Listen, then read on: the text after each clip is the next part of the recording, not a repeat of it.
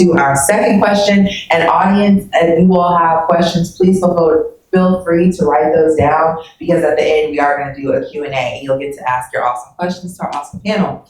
So, you all ready for the next question?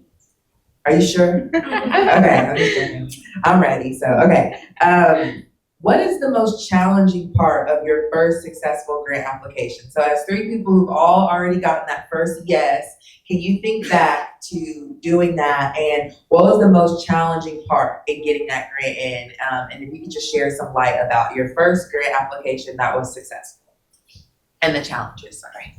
So I'll start with the challenge. So the challenge is, because I always have so many ideas,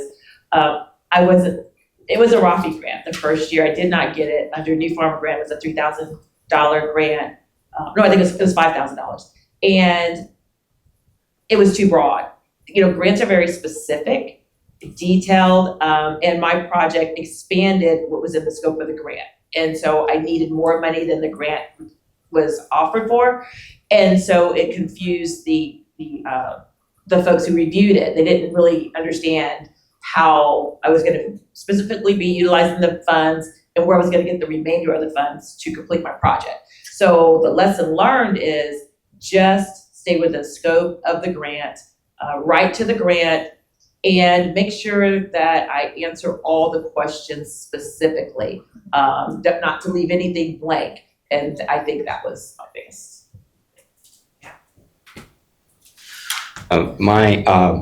My first grant that I wrote actually was rejected.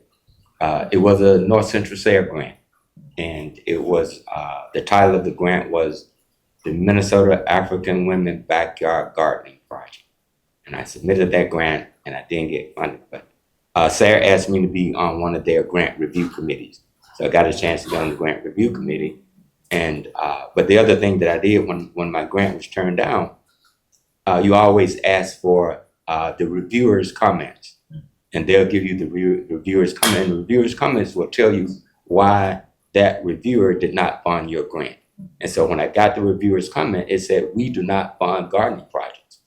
So I resubmitted my grant and said, "The Minnesota African Women's Backyard Farming Project," and I got $15,000. Oh, wow. And so just by the words that you use, sometimes get you funded. And so, yeah, that was my first grant. Challenges I think writing the grant is the challenge. I think that just getting it finished and taking the time to do it well is something that's I found hard to do, because there's so many things vying for your attention on a farm. So to sit down and spend the time to do it well can be a challenge. And I want to hear what RAFI is. I just want to put that out there. And if you're curious, mine was a producer grant from SARE, and they are a really accessible grant. I don't know if maybe you got one of those as well, but they're very accessible to farmers, and they can be kind of pretty small or pretty medium sized. So you should check them out. And I just want to. I write grants for marketing, so most of my grants are for groups of people.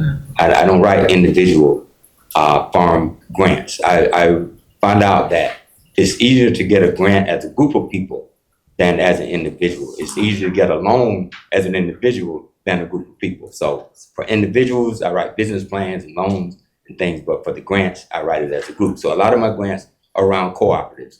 And so even the African Farming Women's Project, they turned into a cooperative. My Southern SARE grant is with the East Alabama Black Belt Farmers Cooperative that we started a few years ago. So my grant experience is around group grants and mainly about marketing. How do you sell your product and things? The other thing is about individual grants. There's always going to be a set of questions that the grant is going to ask you. And every grant is going to have those questions. What are your goals? What are your objectives? How are you going to get this information out to other people? How is it going to benefit you, your community? Once you answer those questions, then every grant that comes up, all you do, you have a template, and you just you'll modify it a little bit for this grant, you modify it a little bit for the next grant. But once you have your idea for your own farm, for your group of farmers or whatever, then it will fit. You look for grants that will fit, that will fund those type of of opportunities and stuff.